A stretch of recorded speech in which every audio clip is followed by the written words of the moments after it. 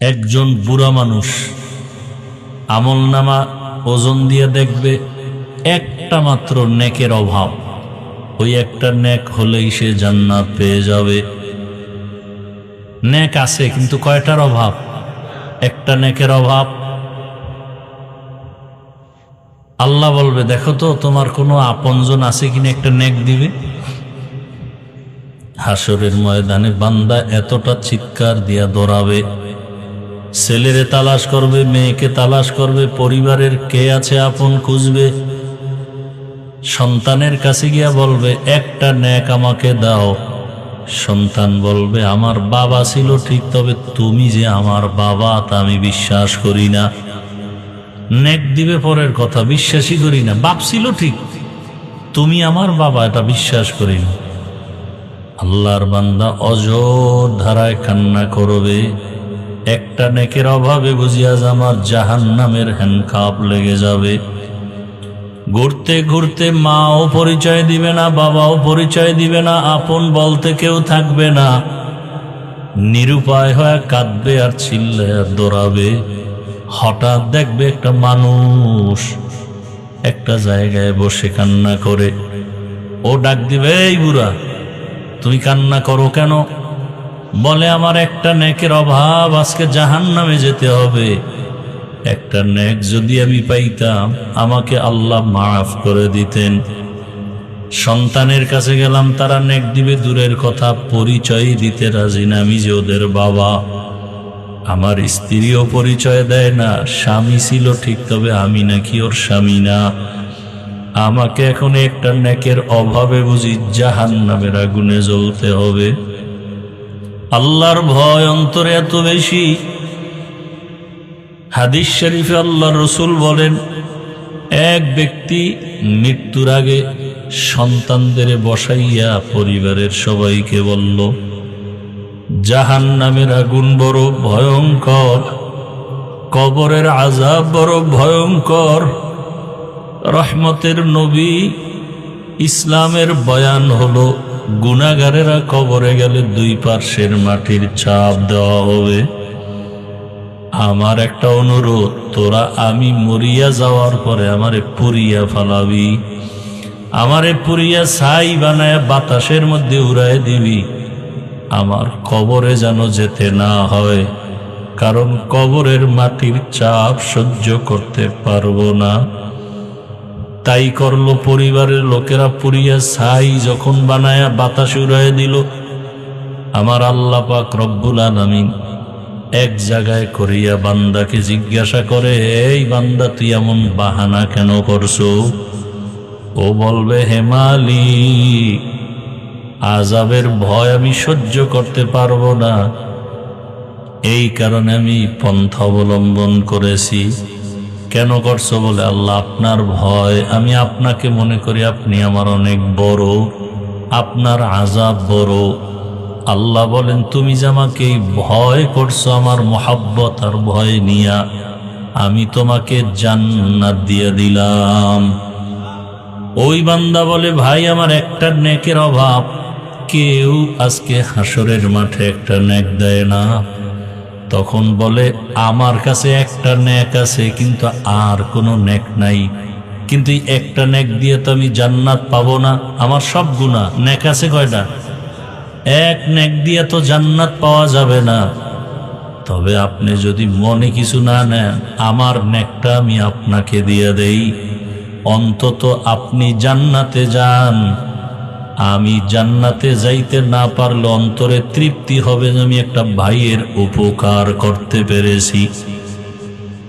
আমার এটা তৃপ্তি, আমি একটা ভাইয়ের কি করলাম? উপকার করতে পেরেছি, এটা আমার তৃপ্তি, আর কিছু না।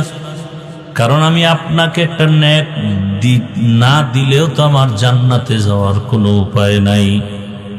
আল্লাহর বান্দা খুশি হইয়া নেকটা নিয়ে মালিকের দরবারে গেল। আল্লাহ পাক বলেন, কই নেক পাইছো? এ আল্লাহ, আমার ছেলে মেয়ে কেউ দেয় নাই, একজন আপনার বান্দা আমাকে একটা নেক দিয়েছে এই বিপদের সময়। তোমার মা, তোমার পরিবারের কেউ একটা নেক দিল না, এমন কে তোমার আপন যে একটা নেক এই বিপদের সময় দিল, তাকে হাজির করো।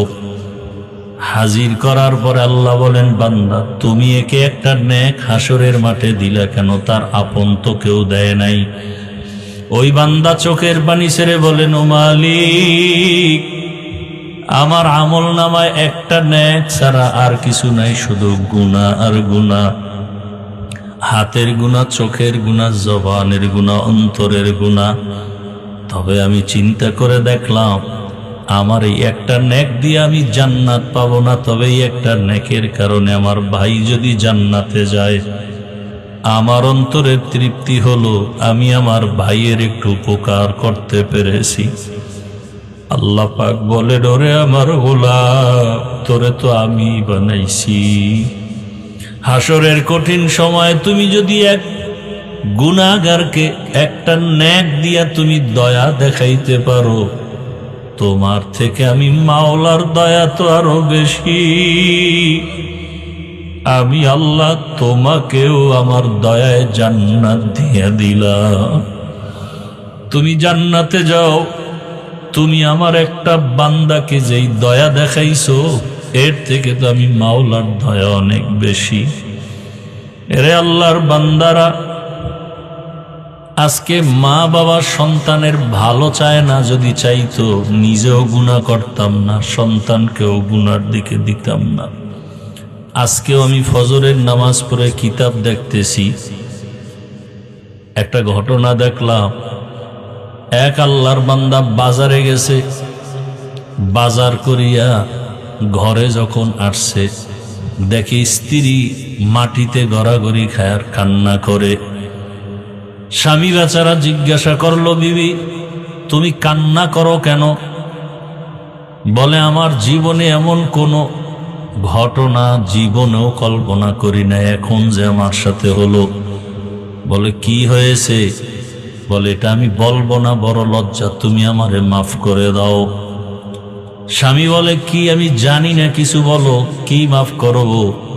আল্লাহর বান্দি বলে, আজকে আমার ঘরে প্রতিবেশীর যে একটা সন্তান কাজ করে, সহযোগিতা করে, এক পর্যায়ে আমার উপরে সে হামলা করেছে, আমিও তার সাথে জিনায় লিপ্ত হয়ে গেছি। এমন অবস্থায় আমি গুনার মধ্যে শামিল হয়ে গেছি। এ কথা শোনার পরে স্বামীও কান্না শুরু করলো, এমন ভাবে কান্না করতেছে। বিবি বলে, তুমি কাঁদো কেন স্বামী? বলে, বিবি তুমি বুঝো না, আমি যে বাজারে গেলাম, বাজারে যাওয়ার পরে আমি যে দোকান থেকে মাল নিয়েছি, ওখানে এক সুন্দরী রূপসী মহিলা, এর ফাঁদে পড়িয়া আমিও এমন অপরাধে লিপ্ত হয়ে গেছি। জীবনে এমন কোনো অপরাধ আমার নাই যেটা কল্পনাও আসে নাই, আমিও এজন্য কান্না করি। আল্লাহর রসুলের স্পষ্ট হাদিস, মা বাবা যেই আদর্শের হবে, সন্তানও সে আদর্শের হবে। আল্লাহর রসুলের হাদিস মতে দেখলাম, আমি ওদিকে গুনাহ করার কারণে তোমার মধ্যেও গুনাহ ঢুকিয়া গেছে। এজন্য প্রত্যেকটা মা বাবা, প্রত্যেক স্বামী যদি চিন্তা করি, স্ত্রীও যদি চিন্তা করে, সন্তানও চিন্তা করি, মা বাবা যেই অন্যায় করতেছি, এর আসর গিয়া সন্তানের মধ্যে একবার পড়িয়া যাবে। স্বামী যদি অন্যায় করে, স্ত্রীর মধ্যে গুনার আসর চলে যাবে। অতএব এই গুনাহ যেই ঘরের মধ্যে চলবে, এই ঘরের মধ্যে কোনো হাজারো আলেম ওলামা নিয়ে দোয়া করাইলে কাজ হবে না। এরকম ভূমিকম্প, ভূমিধস, সুনামি, ঘূর্ণিঝড়, একের পর এক বিপদ আসবে, সন্তান হারিয়ে যাবে। দেখেন নাই এই ভূমিকম্পে বাবায় দৌড় দিছে ছেলেরে থুইয়া, কে দেখেন না এগুলো? কাছে দৌড়, ছেলে পরে দৌড় দিছে, পরে বাবা এগিয়ে এটার ধরছে। সামান্যই অবস্থা, মানে হাসরের মাঠে কি হবে তার নমুনা, তার নমুনা। কিন্তু কেউ কারো আপন না, কই স্বামী কই স্ত্রী শুনছে লাফ দিয়া দৌড় দাও, আরে আল্লাহ যদি ধরে তুমি দৌড়ে যাবা কই? আর 5টা সেকেন্ড যদি ভূমিকম্পর মেয়াদটা বেড়ে যাইত, আপনি দৌড় দিয়া 5 তলা থেকে নিচে নামবেন। এখানে তো আরো এই দৌড়াদৌড়ি করেও তো অনেকে আহত হয়ে গেছে। আপনি বাইরে গিয়ে দাঁড়াবেন, যদি বিল্ডিং আর একটা পড়ে। অথচ দৌড়াইতেছে, মাথায় কাপড় নাই মহিলারা। কই নামাজ তো ধরেন নাই, যে এত বড় একটা বাংলাদেশের ইতিহাসে বিপদ আসছে, না আর নামাজ ছাড়া যাবে না, আল্লাহর কাছে তওবা করি, ছেলে মেয়ে নিয়ে একটু হালাল ভাবে চলি, কোনো চিন্তাই তো নাই।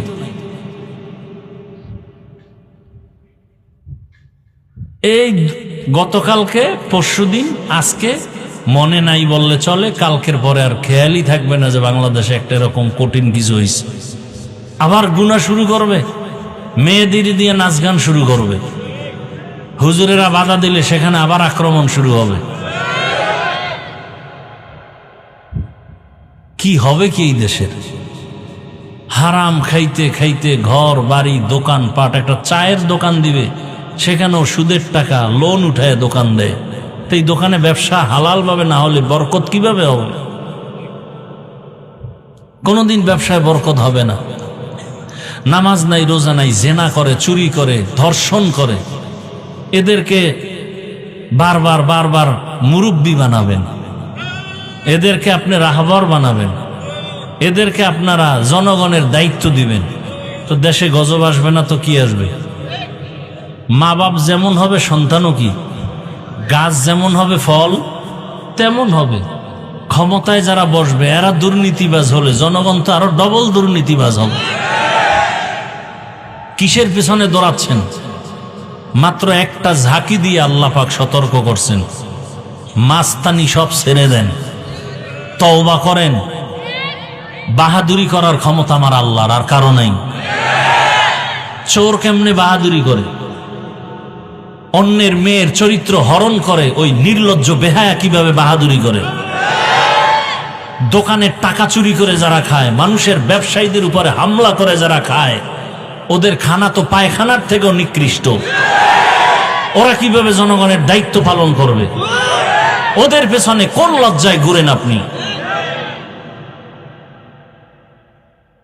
1 সেকেন্ড লাগবে, গোটা মিডিয়া গরম, ঢাকা মুহূর্তের মধ্যে শেষ হয়ে যাবে। আপনি পটুয়াখালী বাড়ি হোক, চট্টগ্রাম হোক, যেখানে হোক, থাকেন তো ঢাকায়। অপরাধের নগরী ঢাকা। সন্তান অপরাধ করে, মেয়ে অপরাধ করে, আবার একদল অপরাধ যতটুকুই করেন না করেন, যারা করে তাদেরকে সাপোর্ট দেন, এটা আর একটা অপরাধ। চুরি করলে যে গুনাহ, আপনি চোরকে সাপোর্ট করলে সে একই গুনাহ। মদ পান করলে যে গুনাহ, যে মদ পান করছে তাকে সাপোর্ট করছেন, আপনি পান করেন নাই, আপনার সে একই গুনাহ। কত ধোঁকা খাবেন, কত ধোঁকা খাবেন, এখনো হুঁশ হবে না? আল্লাহ একটা সামথিং বাড়ি দিয়ে গেলেন, লাফাইতেছেন না খুব, এর মধ্যে আল্লাহ একটা বাড়ি দিয়ে দিলেন। এই লাফানের মধ্যে একটু সীমাবদ্ধতার মধ্যে চলো, বেশি লাফায় না। ধর বলারও টাইম পাবা না, মাটির তলে চলে যাবা, কোথায় যাবা কেউ খুঁজেও পাবে না। তওবা করেন। আপনি জানেন লোকটা চোর, তার কাছে কিভাবে আপনি মাল রাখেন হেফাজতে? আপনি জানেন লোকটার চরিত্র খারাপ, আপনি তার কাছে আপনার মেয়েকে কিভাবে আমানত রাখবেন? চোখের সামনে দেখেন চোর, ধর্ষক, খুনি, এদের হাতে আপনার সম্পদ কিভাবে আমানত থাকবে? জেনে শুনে এই অপরাধ কেন করবেন? কিসের অভাব আপনার বলেন? আপনাকে কেউ টাকা দেয়? খেটে খাবেন, কাজ করে কামাই রুজি করে হালাল ভাবে খাবেন। অন্যের চুরির টাকা খাবেন কেন? আপনার সন্তানের পেটে চুরির টাকা যাবে কেন? আপনার সন্তানের পেটের মধ্যে গুন্ডামির টাকা যাবে কেন? হারামের টাকা যাবে কেন? কাজ করেন, রিক্সা চালায় হলো হালালভাবে খান, সন্তানটাকে হালাল খানা দেন। কেন নিজে ক্ষতিগ্রস্ত হচ্ছেন, সন্তানকে অপরাধের দ্বার প্রান্তে রেখে যাচ্ছেন?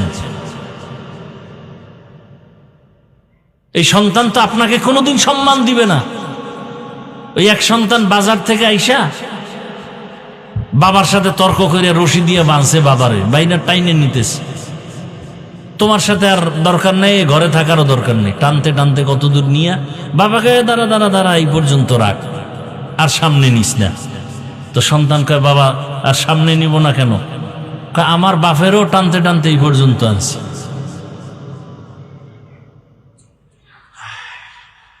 যেমন গাছ তেমন কি ফল। এখনো হুশ ফিরান। কিসের আপনার অভাব বলেন? দুই হাত আছে, খেটে খাবেন, গরিবী হালাতে খাবেন। কোনোদিন চোরকে সমর্থন করবেন না, নিজেও চুরি করবেন না, চোরকে সমর্থনও করবেন না। নিজে কোনোদিন আমানতের খেয়ানত করবেন না, আমানতের খেয়ানতকারীকেও সমর্থন করবেন না। আমার আল্লাহ নাই? আছে না নাই? শুক্রবার টের পান নাই? আরো মাস্তানি করলে আরো টের পাবেন। আল্লাহ হেদায়াত দান করুন, আল্লাহ হেদায়াত দান করুন। আল্লাহ মাদ্রাসা কবুল করেন। আল্লাহ আমাদের জীবনকে হালালভাবে রসুলের তরিকায় পরিচালনার তৌফিক দান করেন। আলহামদুলিল্লাহি রাব্বিল আলামিন, ওয়াসসালাতু ওয়াসসালামু আলা সাইয়্যিদিল আমবিয়াই ওয়াল মুরসালিন ওয়া আলা আলিহি ওয়া আসহাবিহি আজমাইন। ইয়া আরহামার রাহিমিন, ইয়া আরহামার রাহিমিন, ইয়া আরহামার রাহিমিন। রব্বিরহামহুমা কামা রাব্বায়ানি সগীরা। اللهم إنك عفو كريم تحب العفو فاعف عنا. اللهم إنا نسألك رضاك والجنة ونعوذ بك من سخطك والنار. اللهم اجعلني في عيني صغيرا وفي أعين الناس كبيرا. اللهم إنا نعوذ بك من البرص والجنون والجذام وسيء الأسقام. اللهم إنا نسألك علما نافعا ورزقا واسعا وشفاء من كل داء. দয়াময় রব্বুল আলামিন, গুনার বোঝা নিয়ে আমরা আপনার দরওয়াজায় হাজির হয়েছি। আয় আল্লাহ তাআলা, 2 দিন ব্যাপী মাহফিলের শেষ। আয় আল্লাহ, আমরা গুনাহগার, দয়া করে আমাদের জীবনের সব গুনাহগুলো মাফ করে দেন আল্লাহ। আয় আল্লাহ, মাহফিল কবুল করে নেন। আয় আল্লাহ, জামিয়াকে কবুল করে নেন। আসাতাজায়ে কেরাম, তালিবুল ইলম, মুহিব্বিন, মুতাআল্লিকিনদের কবুল করে নেন। আয় আল্লাহ তাআলা, যারা পাগড়ি পেয়েছে তাদেরকে আপনি কুদরতের দ্বারা হক্কানি আলেমে রব্বানি হিসেবে কবুল করে নেন। আয় আল্লাহ, এলাকায় শান্তি দান করেন। আয় আল্লাহ, যারা ব্যবসা চাকরি করে কামাই রুজিতে হালালভাবে বরকত বাড়ায় দেন। রব্বুল আলামিন, সারা দুনিয়াবাসীকে মাফ করে দেন। প্রবাসে যারা আছে সবাইকে হেফাজত করেন। আমার এই বাংলাদেশকে শান্তির দেশ বানায় দেন আল্লাহ। আয় আল্লাহ, বারে জন্মভূমিকে ইসলামের জন্য কবুল করে নেন। ওলামায়ে কেরামদের এক বানায় দেন। আয় আল্লাহ, আপনার মোহাব্বতের বান্দাদের অন্তরে ইসলামের মায়া বাড়ায় দেন। আয় আল্লাহ, ইলমওয়ালা আহলে ইলমওয়ালাদের মোহাব্বত সবার অন্তরে দান করেন। আয় আল্লাহ তাআলা, 5 ওয়াক্ত নামাজ বা জামাত আদায়ের তৌফিক দান করেন। মা বোনদের আবেদা বানায় দেন। সন্তানগুলো নেককার বানায় দেন। আয় আল্লাহ, কাউকে খালি ফিরাইয়া দিয়েন না রে আল্লাহ। আয় আল্লাহ, সবার কামাই রুজি ব্যবসায় বরকত বাড়ায় দেন। সন্তানগুলো নেককার বানায় দেন। লেখাপড়া পরীক্ষায় কামিয়াবি দান করেন। আমার কলিজার প্রত্যেকটা যুবকের দিনের খাদেম বানায় দেন। আয় আল্লাহ, জালেমদের জুলুম থেকে আমাদেরকে হেফাজত করেন। আয় আল্লাহ তাআলা, আপনার গোলাম হিসেবে রাসূলের সুন্নাত অনুযায়ী চলার তৌফিক দান করেন। আয় আল্লাহ তাআলা মেহেরবানি করে আমাদেরকে দ্বীনের খাদেম বানায় দেন। নবীজির রওজায় গিয়া বাইতুল্লাহ গিয়া জিয়ারতের জন্য তৌফিক দান করেন। ইলম হিকমত আমলে বরকত বাড়ায় দেন। উলামা তোলাবা উম্মতের অন্তরে ইজ্জত মুহাব্বত রউফ বাড়ায় দেন। আওয়াজে কথায় রুহানিয়াত স্পষ্টতা রউফ বাড়ায় দেন। জাহিরি বাতিনি দুশ্মনের মোকাবেলায় বিজয় দান করেন। আয় আল্লাহ আমাদের জানমাল হাল পরিবার কুদরতের দ্বারা হেফাজত করেন। ও দয়ার মালিক, আমরা যারা হাত তুলেছি আমাদের অভাব দূর করে দেন। আয় আল্লাহ পরিবার নিয়ে শান্তিতে জীবন যাপন করার তৌফিক দান করেন আল্লাহ। আয় আল্লাহ গুনাহমুক্ত জীবন দান করেন। আয় আল্লাহ যারা গুনাহ করে তাদের থেকেও বেঁচে থাকার তৌফিক দান করেন। আয় আল্লাহ আমরা যারা হাত তুলেছি জানি না এখানে কারা ইয়াতীম, বাবা নাই, কারো মা নাই, কারো আপনজন হারা। আয় আল্লাহ জানি না কার অবস্থা কেমন। ওই অন্ধকার কবর থেকে দোয়া চায় রে সন্তানেরা। ওই মা বাবার চেহারাটাও কি মনে পড়ে না? আয় আল্লাহ এখানে যারা মা হারা, বাবা হারা, ভাই হারা, বোন হারা, স্বামী হারা, স্ত্রী হারা, আয় আল্লাহ যারা হাত তুলেছে মেহেরবানি করে সবাইকে আপনি মাফ করে দেন। আয় আল্লাহ সবাইকে মাফ করে দেন। বাংলাদেশ শান্তির দেশ বানায় দেন। আয় আল্লাহ আমাদের মধ্যে যারা অসুস্থ সুস্থ করে দেন, সুস্থতার নেয়ামত দান করেন আল্লাহ। আয় আল্লাহ আপনার মতো বড় ডাক্তার কেউ নাই, সুস্থতার নেয়ামত দান করেন আল্লাহ। আয় আল্লাহ আমাদের জান মাল বাড়ি গাড়ি সব কিছু আয় আল্লাহ কঠিন মুসিবত থেকে হেফাজত করেন। আয় আল্লাহ কিয়ামতের আলামত আমাদের গুনাহের কারণে, আয় আল্লাহ গুনার কারণে আজ ভূমিকম্প শুরু হয়ে গেল। আয় আল্লাহ শয়তানের ধোকায় পড়ে গুনাহ করেছি, মাফ করে দেন। আয় আল্লাহ ভূমিধস, ভূমিকম্প, অগ্নিকাণ্ড থেকে আমাদের জানমাল কুদরতের দ্বারা হেফাজত করেন। আয় আল্লাহ বাংলাদেশকে আপনি দ্বীনের ঘাঁটি বানায় দেন, ইসলামের মারকাজ বানায় দেন।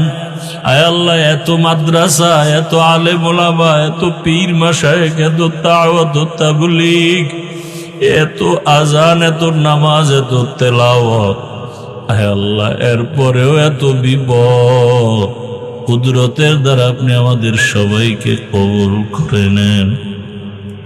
আয় আল্লাহ সবার দিলে জাহান্নামের ভয় ঢুকায়া দেন। আয় আল্লাহ গুনাহের প্রতি ঘৃণা জমায়া দেন, নেক আমলের আগ্রহ বাড়ায়া দেন আল্লাহ। আয় আল্লাহ দীর্ঘ নেক হায়াত দান করেন, সারা দুনিয়ায় খেদমতের জন্য কবুল করে নেন। মুখালেফের মুআফিক বানায় দেন, ইজ্জতের জীবন দান করেন। ওলামায়ে কেরামদের এক হওয়ার ব্যবস্থা করে দেন আল্লাহ। আয় আল্লাহ ইখলাস ও তাকওয়া দিয়ে আমাদের অন্তর পরিপূর্ণ করে দেন। রিয়া হাসাদ কিবির দূর করে দেন আল্লাহ। আমাদের সন্তানগুলো দিনদার নেককার বানায় দেন। আয় আল্লাহ প্রত্যেক মা বাবাকে নেককার সন্তানের মা বাবা বানায় দেন। আয় আল্লাহ সন্তানদের জেহেন খুলে দেন। আয় আল্লাহ আদবালা বানায় দেন, লেখাপড়া আয় আল্লাহ আমাদের হিম্মত শক্তি সাহস বাড়ায় দেন। আয় আল্লাহ কঠিন বিপর্যয় থেকে আমার দেশ ও জাতিকে হেফাজত করেন। আয় আল্লাহ গুনাহের প্রতি ঘৃণা জমায়া দেন, সুন্নাতওয়ালা জীবন দান করেন। আয় আল্লাহ মাদ্রাসার খেদমত করি কবুল করে নেন। আয় আল্লাহ মাদ্রাসার মাহফিল 26শে ডিসেম্বর কামিয়াবির সাথে কবুল করে নেন। দিনের সমস্ত কাজগুলো আমানতের সাথে, বিনয়ের সাথে, ইখলাসের সাথে আঞ্জাম দেওয়ার তৌফিক দান করেন। আয় আল্লাহ ঋণ আদায়ের ব্যবস্থা করে দেন, অভাব দূর করে দেন। আয় আল্লাহ প্রত্যেক কাজে যা অর্থের প্রয়োজন কুদরতের দ্বারা ব্যবস্থা করে দেন। হাসবুনাল্লাহু ওয়া নি'মাল ওয়াকিল, নি'মাল মাওলা ওয়া নি'মান নাসির। وصلى الله تعالى على خير خلقه محمد وآله وأصحابه أجمعين آمين آمين آمين برحمتك يا أرحم الراحمين। 1 মিনিট